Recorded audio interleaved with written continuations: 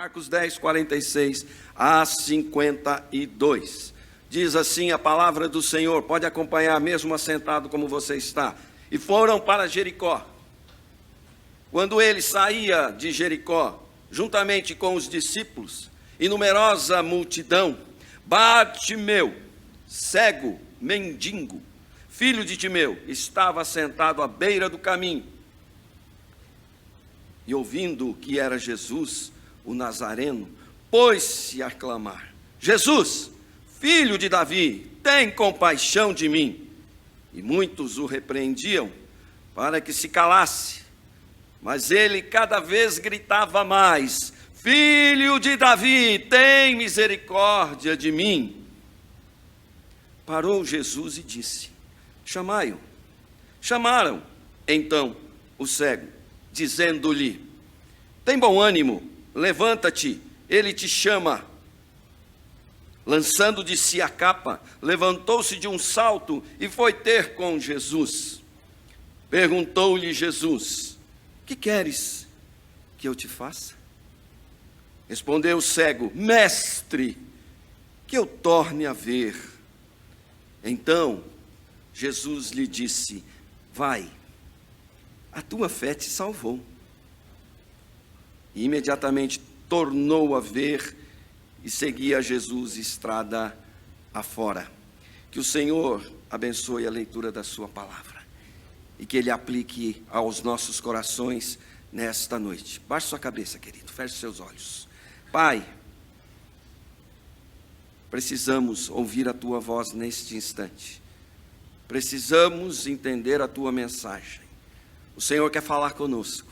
Por isso, Senhor, em nome de Jesus, o Filho de Davi, aquele que cura o cego, aquele que levanta o morto, Senhor, eu peço em nome dEle, que o Teu Espírito Santo passeie aqui agora e acalme a nossa mente, o nosso coração, para ouvir a Tua voz, Senhor. Não nos deixe perder a atenção de uma só palavra que o Senhor tenha a nos dizer nesta noite. Oramos em nome de Jesus.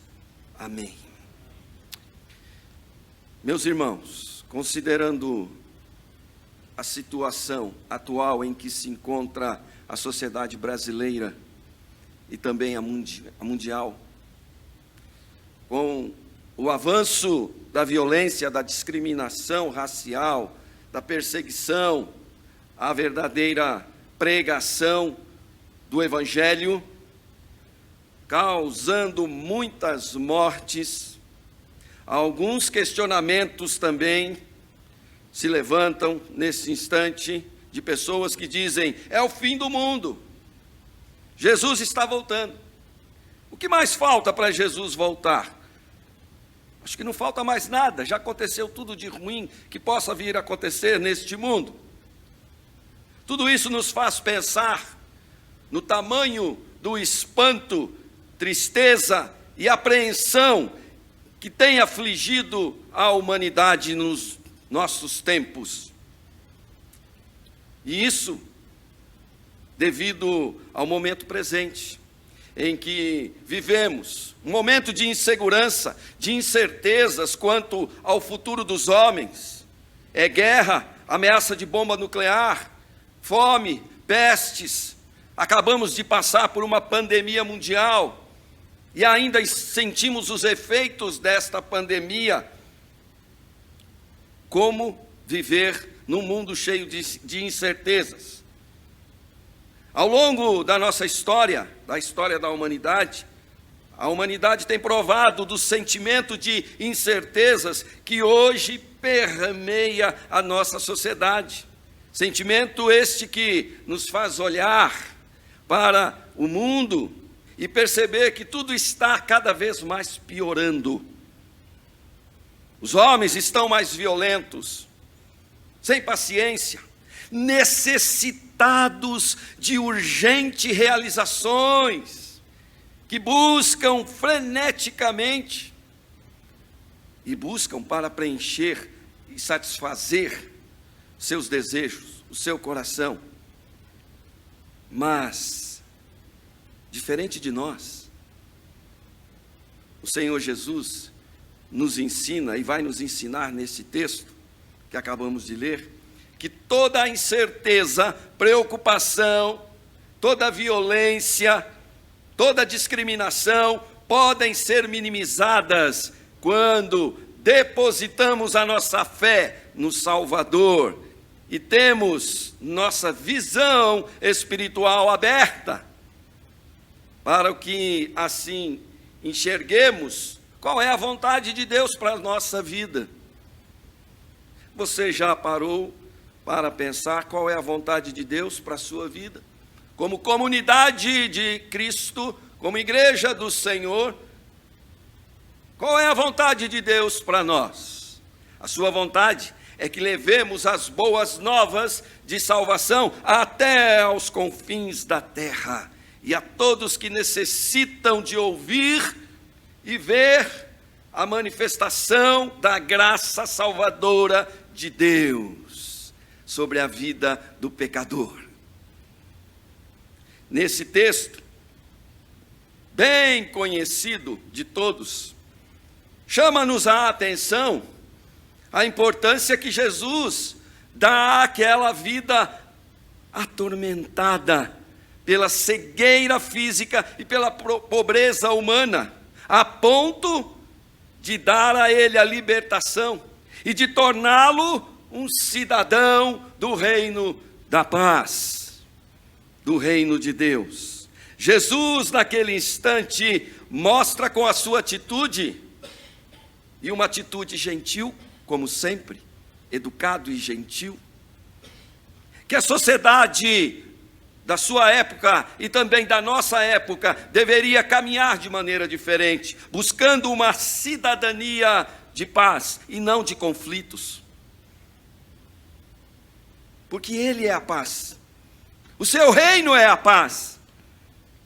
Será um reino de paz. Todo aquele que nele crê se tornará um cidadão do reino da paz. Existe no Brasil um mito, um mito de que o nosso país é um país pacífico. Nós não guerreamos com ninguém, nós não estamos em guerra, nós recebemos bem a todos os povos, nós não vivemos em conflitos, não é um país que vive em guerra, que discrimina as pessoas. Mas isso de fato é um mito. É um mito. E as estatísticas comprovam isso. E o dia a dia comprova isso. E o nosso caminhar nas ruas comprova isso. 20% dos homicídios que ocorrem no mundo acontecem aqui no Brasil. Presta atenção, querido. 20% dos homicídios que ocorrem no mundo inteiro acontecem aqui, no Brasil. E as vítimas são, na sua maioria, crianças e adolescentes entre 12 e 15 anos.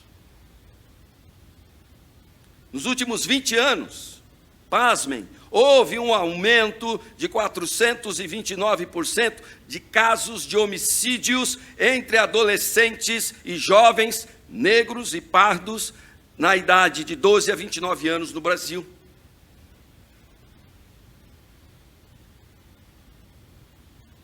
Entre os homens, fala-se muito de feminicídio hoje, né?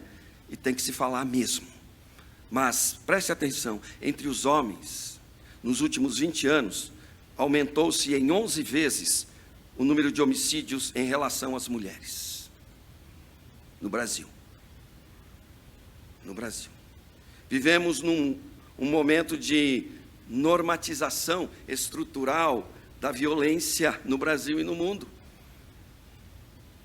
Ou seja, ela está se tornando normal na sociedade. É normal ver pessoas morrerem. É normal ver pessoas serem agredidas. Está sendo normal pessoas passarem fome e morrerem. Está sendo normal. Está se tornando normal na sociedade. Existe em pleno andamento a construção de uma cultura da violência no Brasil e no mundo. E a mais praticada no momento é a cultura da violência doméstica. Quer ver? 50% dos casos de feminicídio acontecem dentro de casa. E os mais atingidos são mulheres negras, pardas, crianças e idosos. Nos últimos 2 anos, a AEB, a entidade a qual eu sou capelão, assumiu, nos últimos 2 anos, assumimos 6 projetos para acolhimento de idosos que foram abandonados, desprezados, largados por suas famílias. São mais de 750 idosos que não têm um lar ou que o lar o desprezou. 50% dos casos de estupro sexual acontecem dentro dos lares no Brasil hoje. Dentro dos lares. E as mais atingidas são mulheres e meninas. E pasmem, queridos, 60% desses agressores são frequentadores de sites pornográficos e sites que apreciam a violência. Pacífico, só o nome do oceano. Porque o Brasil não. O Brasil não. Irmãos, nós precisamos falar mais sobre isso. E mais do que falar, nós precisamos agir contra estas situações desumanas que temos visto todos os dias. Pois se assim não fizermos, estaremos demonstrando falta de amor ao próximo. Se nós formos falar das nossas políticas públicas, então, a coisa vai ficar feia. Nossas políticas públicas de combate às drogas, por exemplo, e à violência, de um modo geral, só tem gerado morte em nosso país. Eu ando pelas ruas de São Paulo todos os dias. Se você acha que não é verdade, eu te mostro o meu tênis que está lá em casa quase furado, com a sola quase furada. Eu ando todos os dias por essas ruas. E é inadmissível o número de violência que você vê na rua. A brutalidade com que as pessoas estão sendo tratadas em todos os níveis sociais. A brutalidade é grande. Talvez você não tenha prestado atenção nisso ainda, então comece a prestar atenção e você vai ver como a brutalidade está grande. Nós, como cristãos, precisamos agir como Jesus agiu. No texto em que nós lemos, pregar e viver como cidadão do reino da paz é obrigação, mais do que obrigação, do povo de Deus. Pregar e viver como cidadão do reino da paz. Ele sempre estava, Jesus sempre estava nos locais onde não existia amor, onde os miseráveis eram discriminados e não eram reconhecidos como pessoas na sociedade. Ali estava Jesus, com o objetivo de ensinar sobre a compaixão, sobre o estender a mão, sobre o acolhimento. Este texto que acabamos de ler é um exemplo do que estamos falando. Marcos aqui nos revela que na beira do caminho, local inapropriado e perigoso para se ficar, onde ninguém parava, estava um cego, um mendigo cego chamado Bartimeu. Homem desprezado pela sociedade da sua época. E para ajudar, além de cego, era mendigo. Esmolava, pedia ajuda. Pessoas assim naquela época eram desprezadas, assim como hoje também são os moradores de rua, desprezados e taxados de violentos, taxados de corruptos, de ladrões, de salteadores. Mas saiba você que muitas dessas pessoas são amadas por Jesus e têm sido recuperadas. No ano de 2022, a EB conseguiu tirar da rua 400 pessoas, encaminhá-las para a vida novamente. Através dos projetos sociais, através dos acompanhamentos das psicólogas, das atendentes, através do trabalho que a capelania tem feito de oração, acompanhamento, pregação do amor e da misericórdia de Cristo. 400 pessoas já saíram das ruas o ano passado, e esse ano já foi mais da metade. Bartimeu era um homem desprezado pela sociedade, pela sua sociedade, pela sociedade da época. Além de cego, era mendigo, assim como muitos moradores da rua o são hoje. Mas olhando para o texto, nós percebemos, querido, algo impressionante. O texto nos mostra algo impressionante. A atitude daquelas pessoas que estavam com Jesus, até mesmo dos seus discípulos, demonstram que cegos eram eles. Eles é que estavam cegos. Eles estavam cegos espiritualmente para a obra redentora que Deus estava realizando por meio de Cristo Jesus. Jesus veio ao mundo para resgatar vidas, querido. O interesse da multidão ali, dos discípulos, era ter Jesus só para eles. Que coisa boa, né? Ter Jesus na sua casa, ter Jesus só para você, atendendo a você, abençoando você, curando você, fazendo coisas maravilhosas para a tua vida. Mas Jesus não veio só para você, querido. Jesus veio para o mundo. Jesus não é seu. Jesus não é do mundo. Ele mesmo diz: eu vim para servir e não para ser servido. Eu vim para abençoar vidas. E muitas vezes nós também agimos assim como eles.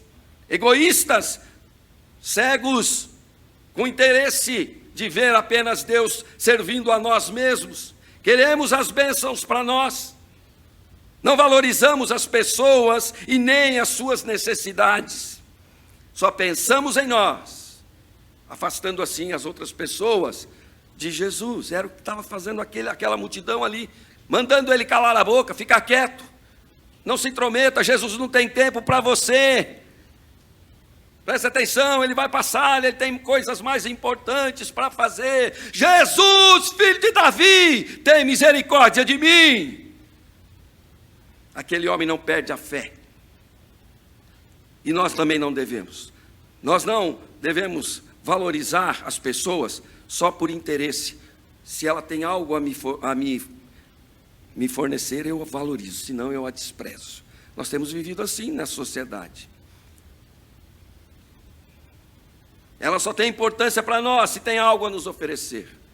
Mas Jesus nos mostra nesta noite que todo aquele que nele crê se torna um cidadão do reino da paz. Um cidadão do reino da paz. Uma cidadania do reino da paz. Uma cidadania do reino da paz. Em primeiro lugar, o texto nos mostra que nós recebemos essa cidadania como Bartimeu recebeu, quando temos fé. Quando temos fé. Olhe para o verso 47. Olha o que diz o verso 47. E ouvindo que era Jesus, o Nazareno, pôs-se a clamar: Jesus, filho de Davi, tem compaixão de mim. Presta atenção, querido. Bartimeu tinha fé em Jesus, porque ele conhecia a história de Jesus. Quem era Jesus? O filho de Davi. Ele mesmo anuncia aqui. A história do Messias Redentor era conhecida no mundo daquela época. Todos já tinham ouvido falar, e muitos já tinham provado da experiência de estar próximo do Messias. Bartimeu com certeza conhecia essa história, por isso ele grita, e grita mais forte. Romanos 10:17 diz que a fé vem pela pregação, e a pregação pela palavra de Cristo. De Cristo. Bartimeu com certeza ouviu e creu na mensagem libertadora do Messias, que viria da linhagem de Davi. A quem você clama quando você está cego? A quem você busca quando você está desesperado para resolver uma questão pessoal ou profissional? A quem você busca? E quando você busca, você sabe quem é essa pessoa? Ah, é Jesus, o Filho de Deus. Eu não estou falando disso não, querido. Você conhece Jesus? Você tem intimidade com Ele? Ele anda com você? Ele caminha com você? Ele fala com você? Antigamente a gente tinha um hábito, quando não tinha celular ainda, na minha época de mocidade, isso faz tempo, viu, reverendo? 50 anos atrás. Mais ou menos. Se você visse alguém andando na rua, falando sozinho, você falava, esse é louco, esse é doido, está maluco. Hoje você não pode falar mais isso, porque às vezes a pessoa está com fone de ouvido ali, no celular, está conectado, está falando com alguém, né? Então você tem que tomar mais cuidado, não é? Mas, geralmente, você fala com Deus durante o dia? Quantas vezes você fala com Deus durante o dia? Na hora do café, na hora que eu acordo, na hora do almoço, na hora da janta. Vou te dizer uma coisa, isso não é falar com Deus. Falar com Deus é você sentir Ele do teu lado todo instante. É você dar aquela freada brusca no farol vermelho, porque você sabe que não pode passar, porque Ele que te falou. Não! É você segurar a sua boca antes de falar algo para alguém, porque Ele te falou, não fale assim. Querido, parece loucura isso? Mas é. A Bíblia fala que é. Mas é assim que o cristão tem que andar no mundo. É assim que o cristão tem que se mostrar ao mundo. As pessoas têm que olhar para mim e para você, têm que ver Jesus em você e em mim. As pessoas estão vendo Jesus em você? Preste atenção, querido. Bartimeu lançou da sua capa, levantou-se e foi imediatamente à presença de Jesus, que ele conhecia porque ele chamava Filho de Davi, o Messias, o Mestre, aquele que foi prometido, aquele que veio para resgatar vidas, salvar vidas. É o Senhor que vai me curar. É o Senhor quem vai me curar. Quer receber a cidadania do reino da paz? Quer ser cidadão do reino de Deus? Tenha fé em Jesus. Em segundo lugar, o texto nos mostra que podemos receber esta cidadania do reino de Deus, da paz, quando atendemos o chamado irresistível do Mestre Jesus e somos libertos. Versículo 49 e 50, olha para lá. Parou Jesus e disse, clamou, chamai-o. Chamaram então o cego, dizendo-lhe, tem um bom ânimo, levanta-te, ele te chama. Lançando de si a capa, levantou-se de um salto e foi ter com Jesus. Quantas vezes a gente se lança de cabeça em coisas que não agradam a Deus, mas agradam o meu coração. Eu vou! A mesma atitude deveríamos ter quando Jesus fala conosco.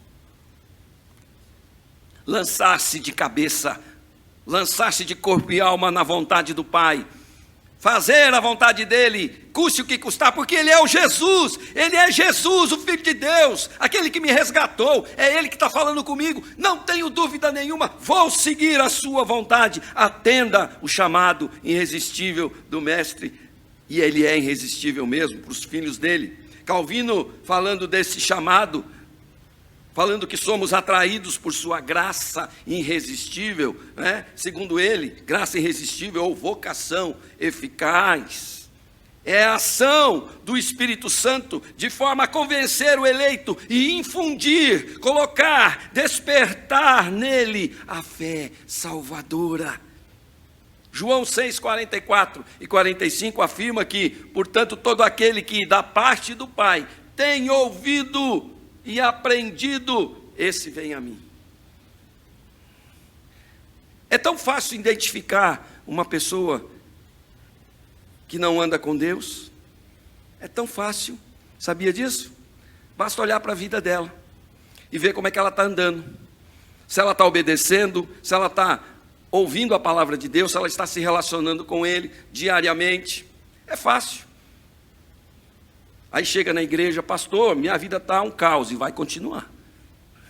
Se você não buscar a presença de Deus, se você não se ajoelhar diante dEle, se você não reconhecer os seus erros, se você não mudar a tua forma de pensar, de agir, de falar, se você não agradar a Deus, vai continuar cego, na beira do caminho, mendigando. Mas Jesus não quer que você fique lá, querido. Jesus está te chamando. Levanta, vem aqui, porque eu vou te curar. Jesus está te chamando. Não resista ao chamado dele. Se ele está falando com você agora, não resista ao chamado dele. Coloca a tua vida na mão dele.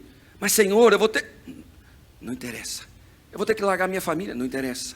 Eu vou ter que mudar meu emprego? Não interessa. Eu vou ter que deixar de frequentar certos lugares? Não interessa. Eu quero você comigo, porque eu vou fazer de você um servo valoroso. Presta atenção, querido. Segundo lugar, nós recebemos a cidadania do reino da paz quando atendemos o chamado irresistível de Jesus. Em terceiro lugar, ele nos mostra o texto que recebemos a cidadania do reino da paz quando recebemos a salvação por meio e somente por meio de Jesus Cristo. Versículos 51 e 52, observe. Perguntou-lhe Jesus: que queres que eu te faça? Respondeu o cego: mestre, que eu torne a ver. Então Jesus lhe disse: vai, a tua fé te salvou. Imediatamente tornou a ver e seguia Jesus, estrada afora. Vai, a tua fé te salvou. Fé em quem? Na economia. Fé que vai acabar a guerra e tudo vai melhorar no mundo. Fé em quem? Em Jesus, querido. Presta atenção. Fé em Jesus. Independente de como está o mundo. Porque o mundo não está nas mãos de Deus nessas questões. Está nas mãos dos homens. Por isso que está a desgraceira que está. Por isso que está cheio de guerra por aí. Por isso que a economia está um fracasso no mundo. Por isso que temos 33 milhões, quase 35 milhões de brasileiros passando fome. Por isso. Porque nós resolvemos e achamos que temos capacidade de resolver essas questões. E elas só se agravam.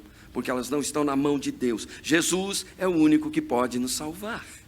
Somente por seus méritos, por sua misericórdia, por sua graça, somos salvos por Ele. Assim, a doutrina de Cristo nos ensina que, por meio da sua graça, podemos ser ensinados pelo Evangelho e receber as ordenanças que nos fortalecerão na caminhada da vida rumo à vida eterna. Sabe, meu irmão, Jesus te amou. Jesus te amou. E Ele nos ama. Ele renunciou a si mesmo. Foi uma atitude de sacrifício. Presta atenção nessas palavras: renúncia e sacrifício. Renúncia e sacrifício. Não estamos, nós, muitas vezes, dispostos a renunciar o nosso conforto para servir a Deus. Não estamos. Não estamos dispostos a sacrificar, no sentido de priorizar nosso dinheiro, bens, nossa atenção, nosso tempo, em favor da obra de Deus. Mas queremos ser, de fato, aí sim, queremos ser sempre abençoados por Ele. A bênção eu quero receber, mas dividir não. Ela é minha só. Presta atenção, isso não é atitude de cristão, querido. Isso é atitude de gente que precisa ser convertida ainda. É atitude de gente que ainda não entendeu o que é a obra redentora de Cristo. Ele nos chamou para pregarmos, queridos, a todas as criaturas. Ele nos chamou para pregarmos a todos as boas novas de salvação. Nossa missão, a missão da igreja no mundo, é o ide de Jesus na terra. Devemos levar as boas novas de salvação, de cura, de libertação, de arrependimento, de confissão de pecados, para todo aquele que não conhece a Jesus, a tempo e fora dele. Não sejamos como aqueles que estavam ali com Jesus, seguindo Jesus egoisticamente, dando mau testemunho, tentando impedir as pessoas necessitadas de serem curadas por Jesus e se tornarem cidadãos do reino divino. Na época da pandemia, nós criamos um projeto que você conhece, que está atuando até hoje na nossa igreja. Projeto social chamado Projeto Dignidade para Todos. Quem aqui já teve a oportunidade de participar do projeto, de ir à rua? Pois é, amém. Pois é, amém. Esse projeto foi criado num momento de crise, onde a igreja passava por uma séria crise. E eu ouvi, queridos, infelizmente, isso acontece. Não pense que dentro da igreja todo mundo é santinho, não. Eu ouvi de muitos cristãos, não da nossa comunidade, mas de outras. Escuta, vocês estão com a Cracolândia na porta de vocês, e o que vocês estão fazendo? Essas pessoas precisam ser alcançadas para Cristo. O que vocês, como igreja, estão fazendo? Estão inertes. Eu perguntava para as pessoas, e na sua igreja, o que vocês estão fazendo? Nós não temos pessoas assim. Tem certeza? Você já saiu, já andou no entorno da sua igreja, conhece a sua vizinhança, sabe as pessoas com quem você convive ali? Nós conhecemos e nós estamos atendendo. Pela glória de Deus e para a honra dele, nós estamos atendendo pessoas e comunidades. São 38 famílias que são atendidas até hoje pelo projeto, porque foi Deus que nos deu esta autorização de fazer esse projeto, não para nossa honra, para nossa glória, para mostrar ao mundo que o papel da igreja é ir, evangelizar, é pregar, é alimentar, é ajudar. A igreja está no mundo para isso, querido. Presta atenção, meu irmão, eu e você fomos chamados para ir. O ide de Jesus é para nós, não é para eles, é para nós. Será que uma vida não vale mais do que o meu e o seu conforto na igreja? Estávamos até falando agora há pouco, que gostoso está aqui, né? Ar-condicionado, cadeiras confortáveis, espaço tranquilo para a gente poder adorar a Deus, não é? Tem gente ali na esquina, morrendo de fome, de sede, não tem uma garrafa d'água na mão, sentado na guia, na calçada. Problema dele, né? Não, é problema meu e seu. E pode ter certeza, Deus vai cobrar de mim, de você. Deus vai cobrar de mim, de você. A falta de atitude. Se fosse necessário, você abriria mão dos seus bens, ou parte deles, para salvar uma vida? Durante a Segunda Guerra Mundial, existiu um homem que teve essa coragem. Teve esta coragem. Estamos falando de Oskar Schindler. Quem assistiu o filme A Lista de Schindler sabe muito bem do que nós estamos falando. Um rico empresário alemão que usou da sua fortuna para salvar 1.200 judeus do Holocausto de Hitler. Ele abriu mão do seu dinheiro para ajudar vidas, querido, porque ele viu a necessidade disso. Para ele, uma vida valia a sua fortuna. Olha, uma vida valia a sua fortuna. Quanto vale uma vida para você? A frase dele diz assim: aquele que salva uma vida, salva o mundo inteiro.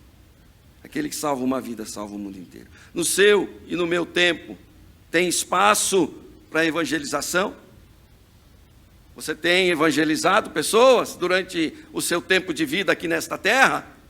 Por que não tirar alguns minutos para falar de Jesus para quem precisa e ajudá-lo? Por quê? Não tenho tempo.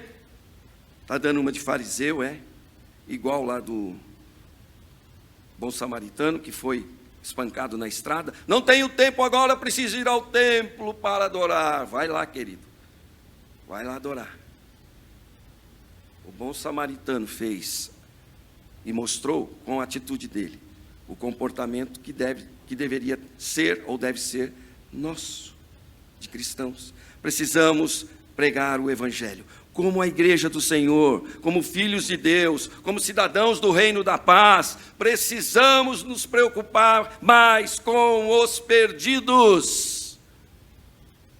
Precisamos sair da nossa acomodação e anunciar a vida de cidadão do reino de Deus ao mundo, lembrando o mundo como é ruim viver sem Jesus. Como é ruim, como é triste viver sem a presença do Espírito Santo na nossa vida.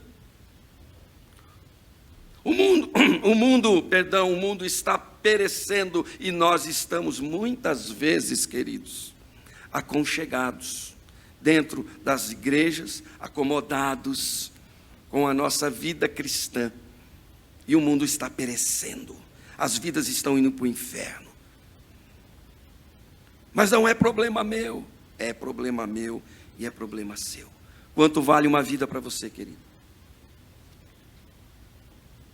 Para Jesus valeu tudo o que ele tinha.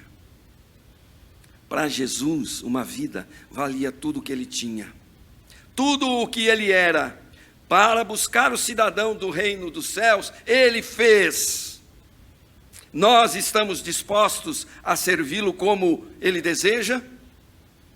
Paulo, escrevendo aos Filipenses no capítulo 3, verso 8, ele diz o seguinte quanto ao serviço ao Senhor: sim, deveras considero tudo como perda por causa da sublimidade do conhecimento de Cristo Jesus, meu Senhor, por amor do qual perdi todas as coisas e as considero como refúgio para ganhar a Cristo. Ele, o apóstolo Paulo ali de fato, só encontrou a felicidade, querido, quando entendeu que tudo o que tinha era refúgio, para ser mais preciso, esterco. Ou seja, tudo que ele tinha e tudo que ele conquistou, ele considerava como perda, quando comparado à superioridade do valor e do conhecimento de Jesus Cristo. O apóstolo Paulo entendeu que o mais importante era agradar a Cristo. Então, querido, em nome de Jesus, dê prioridade à obra de Deus, dê prioridade à evangelização, seja um cidadão do reino da paz.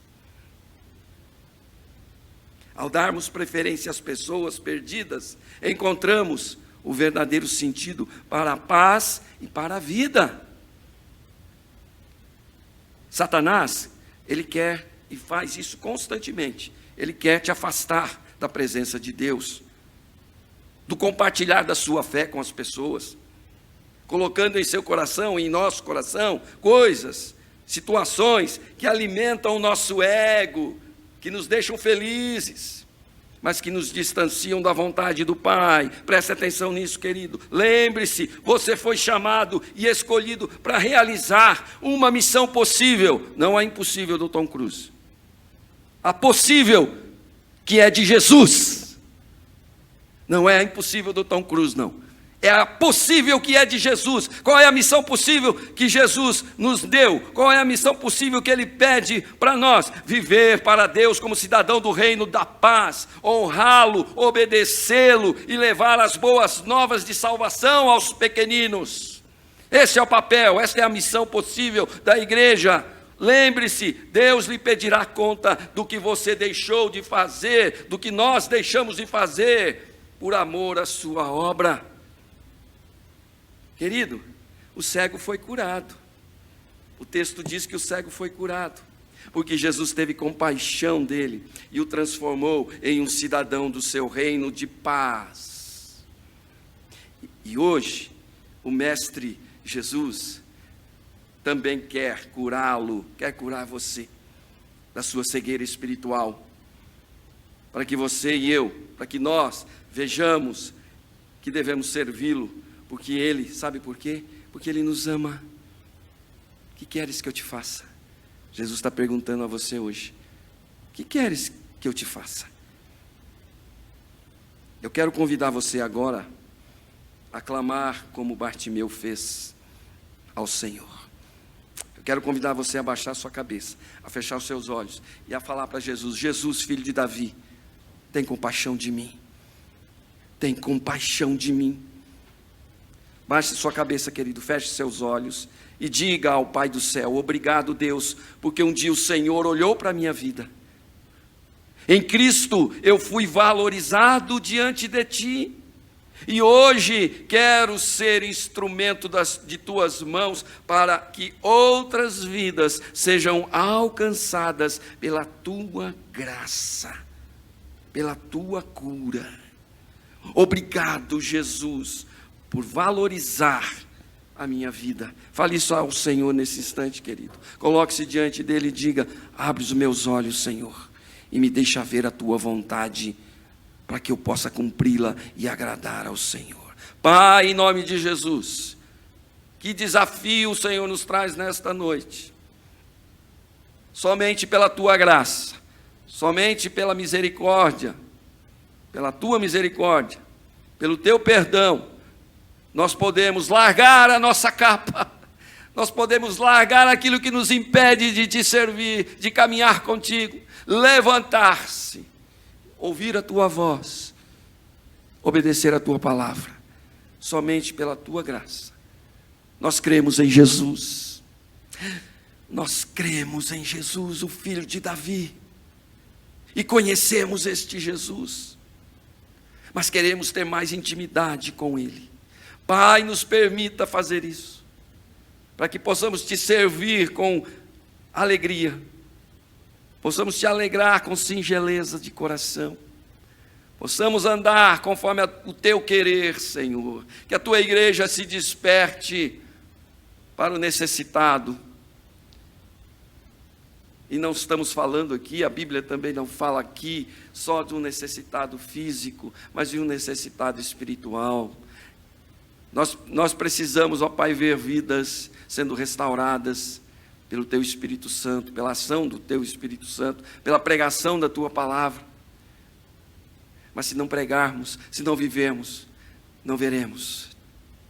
O Senhor nos deu esta função, que os anjos quiseram, mas o Senhor falou: não, é a minha igreja que vai cumprir isso na terra. É a minha igreja que vai levar a minha palavra. É a minha igreja que vai ser a minha embaixada na terra. Nós somos embaixadores de Deus, do reino de Deus. Pregue o reino de Deus, em nome de Jesus. E que Deus o abençoe, em nome de Jesus. Amém.